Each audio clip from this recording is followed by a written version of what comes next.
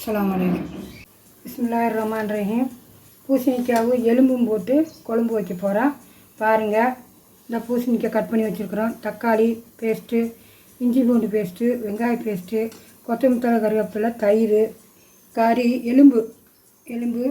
இதுக்கு மசாலா வந்து பச்சை மிளகாய் ஒரு 3 பச்சை மிளகாய், உப்பு, மஞ்சத்தூள், சீரகத்தூள், கரம் மசாலா, வரமிளகாத்தூள், மல்லித்தூள், பொடி, நாங்கள் அரைச்சி வச்சுருக்க பொடி, தேங்காய் பேஸ்ட்டு.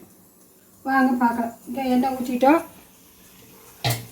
அடுப்பில் பாத்திரம் வச்சு எண்ணெய் ஊற்றிட்டோம். சரி,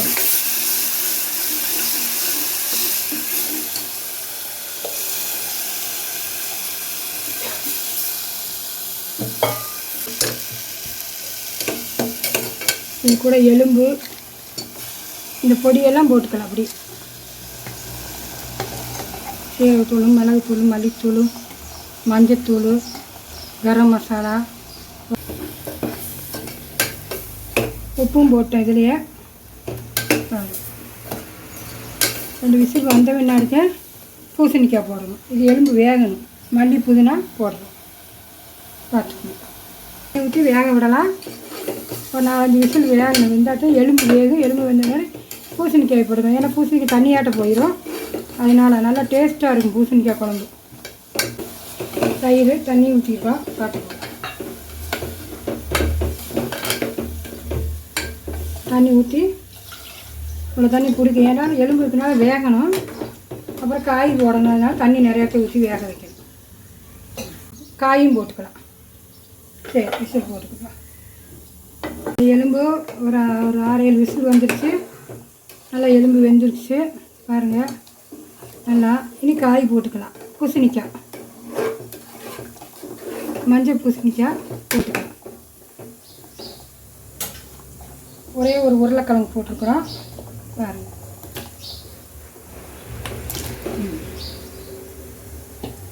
தேங்காய் ஊற்றிக்கலாம்.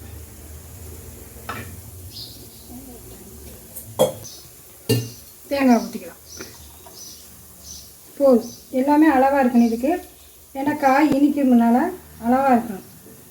தண்ணி முதல் கொண்டு அளவாகத்தே இருக்கணும். அதை கழுவி ஊற்றிடலாம். அவ்வளோதான்.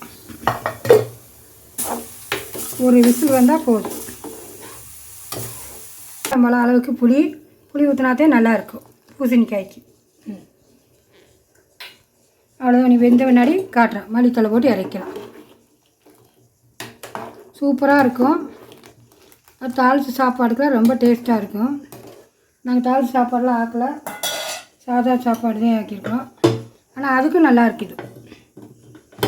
சரி பாருங்கள், நல்லா இருக்கு குழம்பு. பாருங்கள், காய் வேணும் எல்லாம் கூட்டிட்டு பூசணிக்காய் கொஞ்சம் பெருசாக போடாதே எடுத்து சாப்பிட்றதுக்கு நல்லாயிருக்கு. இந்த வெந்துருச்சு பாருங்கள். மல்லித்தழை போட்டு இறக்கலாம்.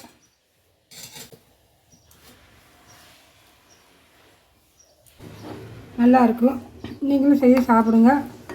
இந்த பூசணிக்காய் ரொம்ப நல்லது உடம்புக்கு.